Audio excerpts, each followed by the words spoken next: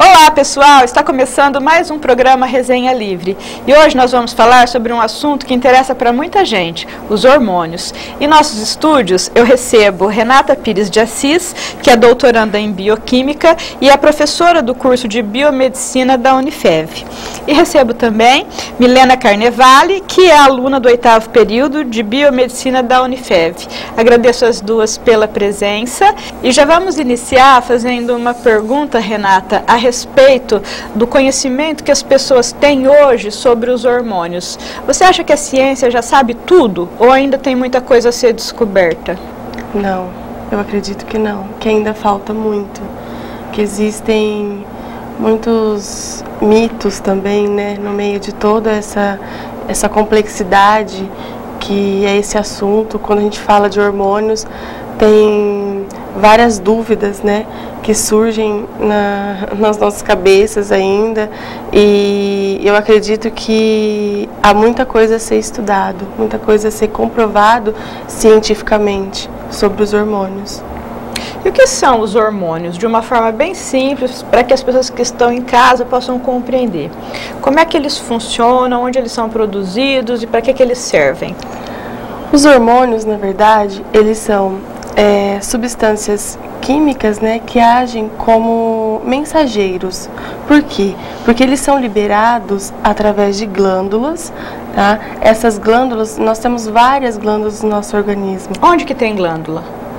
Por exemplo, nessa região do pescoço, nós temos a tireoide, tá? No cérebro, né, abaixo um pouquinho do cérebro, encontramos a hipófise, que são glândulas de extrema importância para desenvolver várias funções do nosso organismo. Outras glândulas muito conhecidas, os ovários, os testículos, o pâncreas.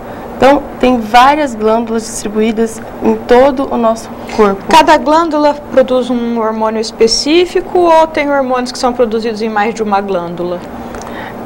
Existe uma especificidade, tá, da produção desses hormônios, só que tem glândulas que produzem mais de um hormônio. A tireoide, a hipófise também, o pâncreas também produz mais de um hormônio. Então, esses hormônios, eles são liberados, eles vão agir em células-alvos, tá? Nenhum hormônio, ele é liberado e fica perdido. Ele precisa de uma célula que tenha uma especificidade para ele se ligar, para ele poder desempenhar a sua função no nosso organismo, alterando todo o metabolismo, né? E causando, então, efeitos fisiológicos de extrema importância para o nosso corpo. Por exemplo, uma dúvida que me ocorreu, que é até uma pergunta em causa própria.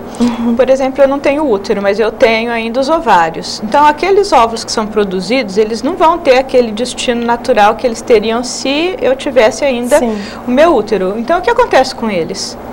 Com esses óvulos? Com esses óvulos que são secretados pelos meus ovários, eles ficam perdidos dentro do corpo ou eles ainda continuam produzindo seus efeitos? Ah, sim, você tem a produção hormonal, que é pelos ovários, estrógeno, progesterona, embora você não tenha mais o útero, não ocorre todo aquele processo de menstruação, liberação, mas os ovários conseguem, né, fazer a produção desses hormônios que são essenciais. E aí eles ficam soltos pelo corpo, eles não vão seguir o mesmo destino do que uma pessoa que ainda tem o seu útero, mas eles produzem os mesmos efeitos, não muda nada o fato da pessoa ter ou não ter útero com relação a esses efeitos que vão ser produzidos pelos óvulos. Eu acredito que não. Uma vez que tenha os ovários, esses hormônios são produzidos. Porque a gente escuta às vezes falar que as mulheres não querem tirar o útero porque isso afeta a feminilidade. Não. Então isso é mais um mito, mais uma coisa relacionada mesmo ao útero ser o local da fecundação. Sim. E tudo isso. É mais um aspecto psicológico do que realmente uma interferência química. Seria isso. Entendi. Isso. Com relação às doenças, quais são as doenças mais comuns ou mais importantes para a gente esclarecer para as pessoas que estão relacionadas à produção dos hormônios ou ao mau funcionamento dessas glândulas? Vou citar aqui então diabetes mellitus, né, que é uma doença amplamente conhecida, né, a gente encontra diabetes mellitus é a diabetes. É a mesma doença que a gente tem diabetes. Isso, é a diabetes mellitus. Isso, é que tem uma certa divisão entre diabetes mellitus, diabetes gestacional, diabetes insípidos. Tem vários tipos. Isso, tem vários. Entendi. Então, aqui falando um pouquinho da diabetes mellitus, às vezes as pessoas não sabem, né, que tem uma relação hormonal, mas está totalmente ligada. Por quê? Qual que é o principal hormônio que é liberado aí pelo pâncreas, que tem correlação com o diabetes? Insulina. A insulina, exato. Isso eu estou sabendo, porque o meu está todo desregulado. Exatamente, a insulina. Então, o que acontece, por exemplo, com um paciente que é diabético tipo 1? Aquele que... Tipo 1 é aquele que às vezes já desde a infância. Isso, da infância. Que é mais grave. Da adolescência. Tipo 1 é mais grave. Isso. E o 2 é aquele que a pessoa geralmente quando fica velha desenvolve. Isso, desenvolve. As complicações são para os dois tipos, tá? Mais para o final da vida, quando chega na fase idosa, vai ter complicações, tanto aquela pessoa que tem o diabetes tipo 1 como o tipo 2. Só que o tipo 1 é aquele que tem que na verdade fica ausente a insulina no organismo dele. Por quê? Porque aquelas células que estão lá no pâncreas, que são as células produtoras dessa insulina, elas são ineficientes, elas não conseguem desenvolver esse mecanismo. Então, esse indivíduo, ele não produz insulina. Isso ocorre por quê? É genético ou é uma condição adquirida? Geralmente, o tipo 1 tem todo esse fator que é genético, sim. Tá? E já se sabe o porquê as pessoas desenvolvem isso? É uma falha? Uma falha. Defeito? Também, não posso te falar com certeza o porquê, né, especificamente é por esse motivo. Tem vários fatores que podem estar envolvidos, mas tem a carga genética é grande, tá, com relação a esses pacientes diabéticos tipo 1, até mesmo o diabético tipo 2, tá? Só que também o diabético tipo 2 envolve mais os fatores externos, né? O estilo de vida, né? O que essa pessoa... Comer muito doce, muito carboidrato. Exatamente. Então, o tipo 2, ele tem mais correlação com esse estilo de vida que essa pessoa leva, tá? Então, esse diabético tipo 1 não tem insulina, que é um hormônio que vai controlar isso. O que ele precisa fazer? Ele precisa dar aquela picadinha, né, na região do abdômen, ou então nas pernas, nas coxas, né, administrando esse hormônio de uma maneira exógena. Hora que exógena que vem de fora. Vem de fora, exatamente. Então ele aplica, né, aquela picadinha que todo diabético tem que fazer pelo menos umas 2 vezes por dia. Ele aplica essa insulina, que é um hormônio. Essa insulina na corrente sanguínea faz com que aquela glicose que está lá em excesso, porque o diabético nada mais é um indivíduo que tem uma hiperglicemia. O que é a hiperglicemia? É o aumento de glicose, de açúcar na corrente sanguínea. Então, quando essa insulina entra, ela faz com que essa glicose que está na corrente sanguínea entre na célula. Então, vai diminuir essa quantidade de açúcar no sangue. Então, controlando assim os níveis de glicemia. Por isso que a gente faz aquele exame de furar o dedo, geralmente em jejum, porque assim que você come, aquilo já vai ser alterado. Exatamente. Entendi. O paciente que é diabético, hoje em dia tem os programas, né, que apoiam, que fornecem esses glicosímetros, que é aquele aparelhinho que ele consegue dosar essa glicemia, né? Então, o paciente diabético, geralmente 2 vezes por dia, ele checa essa glicemia, até mesmo para saber, com o passar do tempo, ele consegue saber quantas unidades, ou seja, quanto que ele tem que administrar lá de insulina para chegar numa concentração, para ficar numa quantidade de açúcar no sangue boa, né? Para não ter aqueles efeitos que uma hiperglicemia, um diabetes que não é tratado, começa a aparecer. Milene, além da diabetes, qual é uma outra doença que pode estar associada aos problemas hormonais? Por exemplo, a gente sabe que escuta, né, as pessoas falando que tem problema da tireoide, né? Também é um fator que, dependendo dessas oscilações, pode acarretar um prejuízo, uma verdadeira catástrofe no organismo. Pode, né? Sim, porque a tireoide, ela regula, né? Ela regula, na verdade, né? Um hormônio que regula o nosso organismo. Sim. E se a pessoa, por exemplo, tem tireoide, por exemplo, com 20 anos, uma pessoa que tem tireoide, como esse hormônio desregula, ela pode até ter abortos espontâneos. Porque esse hormônio também regula o bebê ficar na placenta. E está ligado a tudo. Então tem que cuidar, porque é bem perigoso o hormônio, né? A tireoide, ela é uma glândula de extrema importância, assim como as outras, né? Cada um com a sua importância. Só que ela é responsável principalmente pela produção dos hormônios T3 e T4. Isso. Que são os famosos quando a pessoa tem alguma disfunção, né, na tireoide. Que é a hiper ou a hipo? Hipo, exatamente. Então, hiper é quando essa pessoa vai ter concentrações altas, ou seja, grande quantidade desse hormônio na corrente sanguínea. Hipertireoidismo é aquele negócio que a pessoa fica magra. Por que a pessoa fica magra? Não sei, mas eu gostaria de saber. Por quê? Porque ela tem grande... Eu até gostaria de ter isso. Só que tem outras complicações que não é tão bom assim. Ai, nossa, achei que é tudo tem um lado ruim.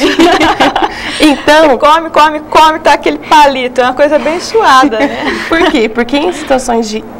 em estado de hiperglicemia, hipertireoidismo, essa pessoa, ela vai ter grande concentração desse hormônio. O que vai acontecer? As reações do organismo dela vão ser muito aceleradas. Então, ela come uma quantidade normal, ela tem um apetite normal. Só que, por conta de ter muito hormônio, essas reações são muito rápidas. Então, ela começa... Muito. Exatamente. Ela começa a perder peso por conta disso. Entendeu? E o que desregula a tireoide? Olha, existem vários pontos aí, tem, né? Uma, inclusive, que é genética, né? Que também. É de Hashimoto, que eles isso, falam, pode ter problemas genéticos, pode ter também adenomas, né? Tumores que podem aparecer na tireoide, né? Que então isso pode estar causando um distúrbio nessa regulação hormonal, nessa e aí a pessoa tem que tomar remédio para regular. Sim, com certeza. A minha mãe toma remédio para regular a tireoide. Isso. Porque também tem assim um impacto sobre as emoções, né? Que a pessoa quando está com a tireoide regulada, fica... Se tiver algum problema emocional, desregula e aí, tudo. Começa a chorar demais, ou ficar muito nervosa, manda fazer exame da tireoide. Já os médicos sempre falam isso. Você chega nervosa, engordou, emagreceu, tá chorando muito, faz tireoide. Isso. E quem tem... Além desse nervosismo, de toda essa... Tem muito cansaço, fadiga, tá? Tem às vezes palpitação também, taquicardia. A pressão abaixo. Isso. Já a hipo...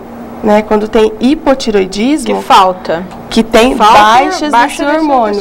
Isso. Então, o que acontece? As reações acontecem muito devagar. Então, essa pessoa começa a ganhar peso. Aí ela engorda. Aí ela engorda. Exatamente. Aí ela engorda. Sem comer, a coitada engorda. Com apetite normal, exatamente. Diz que desculpa de gordo é hipotireoidismo, né? O Ronaldinho começou com isso, né? Depois daquela história, todo mundo que tá gordo fala que eu tô com problema de hipotireoidismo, né? Que eu como muito, sou sedentário. Não, é mais fácil falar que o problema é a tireoide. Você mostra ser uma pessoa que tá ali na luta, né?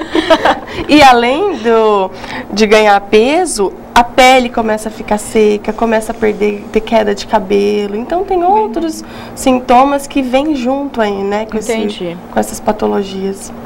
Ô Milena, e agora vamos falar sobre a questão dos hormônios, incidindo sobre a sexualidade, né? Tem um livro do Malcolm Montgomery que ele fala que a mulher é vítima de 3 opressões. Primeiro, ela é oprimida pelo homem, segundo, pela sociedade, terceiro, pelos hormônios, né? E a gente nota que realmente a mulher, ela sofre demais por conta dos hormônios. Isso já começa lá na adolescência, quando você espera a menstruação. Porque essa relação da mulher com a menstruação é de amor e ódio a vida toda, né? Quando você tem 12 anos, você quer ficar menstruada, porque é muito chique, suas amigas já ficaram, menos você, né? Então você fica esperando a menstruação. Aí você menstrua, pronto, ficou super contente, né? Aí você tem cólica, aí você já não quer mais aquilo. Você já acha que aquilo não era o que você imaginava. Bom, aí começa a ter relação sexual com o namorado, se desespera quando a menstruação não vem, aí você já quer a menstruação de novo. Aí você casa, você quer engravidar, aí você quer que a menstruação não venha outra vez. E assim a gente vai, né, até chegar na menopausa. E no meio do caminho a gente percebe que o ciclo menstrual é responsável por um monte de problemas, né, que estão relacionados à saúde, ao bem-estar, à própria sexualidade, ao desejo feminino. Então, eu queria que você explicasse como é que funciona essa oscilação hormonal ao longo do ciclo e o que é que isso provoca. Tem vários hormônios, né, que eles são envolvidos com a questão do ciclo menstrual. Os mais comuns, assim, progesterona, estrógeno, né, que são os mais relacionado com os hormônios que afetam mais, que causam maiores transtornos. Então, o ciclo menstrual ele é dividido, né? Ele tem a parte que é o período do ciclo, que é ovulatório, né? Que esse momento, às vezes, é o período que aumenta os desejos sexuais e até também que tem os picos hormonais e até também por conta disso, por ter os picos hormonais, que esse desejo aumenta e é o período que mais fácil, digamos assim, para conseguir engravidar, né? Que a mulher fica mais sedutora, mais voltada para fora de si, né? Exatamente. Então, no decorrer do conversa melhor, mais carinhosa. Os homens percebem muito, né? Eles falam, agora tá de TPM, nossa, agora meu mundo caiu, né? Aí quando chega próximo, então, aos dias para vir a menstruação, que é esse período, né? Aí a TPM. A maldita TPM, né? Aí tem todos aqueles sintomas de irritabilidade, de desconforto, tem mulher que sente muita dor. Nossa, eu só penso em acidente. Quando eu tava, agora eu tenho um pouco ainda, mas antigamente era pior. E eu só pensava em tragédia. Começava a pensar em tragédia, eu já sabia que eu ia ficar menstruada. Sério? Só pensava em tragédia. Diferente o jeito dela, o TPM dela. Eu não ficava irritada, eu só pensava coisa ruim, catástrofe. Ficava assim, achando tudo cinza, tudo difícil. Tem mulher que só chora, né? Tem uns que fica muito sentimental. Muito sensível.